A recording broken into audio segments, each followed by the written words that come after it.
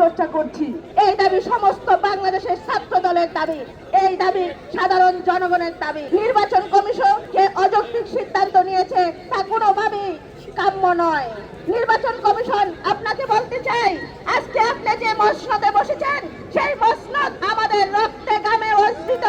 তাই এই অর্জিত মসনদ আপনি ভুলে যাবেন না। আমাদের দাবি মেনে না নিয়ে আপনি একটি এজেন্ডা বাস্তবায়ন করতে যাবেন, কোন মহলের এজেন্ডা বাস্তবায়ন করবেন। আমরা আমাদের 3টি দাবি নিয়ে এখানে উপস্থিত হয়েছিলাম, কিন্তু আমরা এখনো জানি না সেই দাবিটি শেষ পর্যন্ত টিকবে কিনা, সুপ্রিম কোর্টের উপরেও কেউ কোনো প্রভাব বিস্তার করতে যাবে কিনা।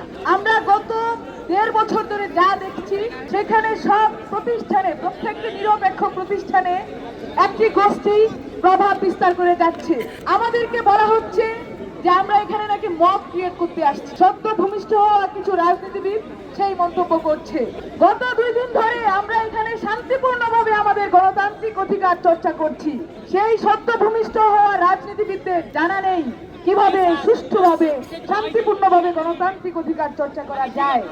তারা অভ্যস্ত মব তৈরি করে, তারা অভ্যস্ত ধ্বংসযজ্ঞে, যেই ধ্বংসযজ্ঞ ছাত্রদল কখনোই করে ওঠেনি।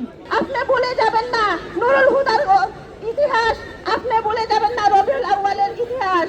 আপনি রবিউল আউয়ালের ইতিহাস যদি বাস্তবায়ন করতে চান, আপনাকে বলে দেই, ছাত্র দলের ইতিহাসে হাল নেই। ছাত্রদল রক্ত দিতে জানে, জীবন দিতে জানে, কিন্তু পরাজয় মানতে জানে না। জীবন দিব, তবু আমাদের দাবি আদায় না করে আমরা এই স্থান ত্যাগ করব না পর্যন্ত আমাদের 3টি দাবি বাস্তবায়ন না হবে।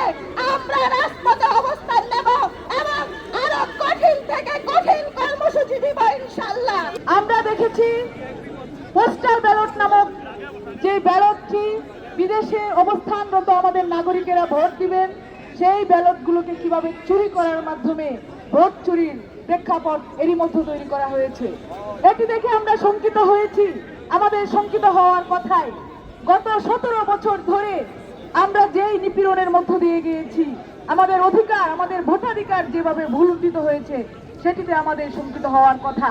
এই দাবিটি আমরা এখানে নিয়ে এসেছি যে আমাদের এই যে জামাত শিবিরের নেতাকর্মী কর্তৃক যে ভোট চুরির পায়তারা করা হচ্ছে, তাদেরকে অবশ্যই জবাবদিহিতার আওতায় আনতে হবে এবং যে অবাধ, সুষ্ঠু এবং নিরপেক্ষ নির্বাচনের দাবিতে গত 17 বছর আমরা লড়াই করেছি, রক্ত দিয়েছি, গুম হয়েছি, খুন হয়েছি, সেই নিরপেক্ষ নির্বাচন যাতে প্রশ্নবিদ্ধ না হয়।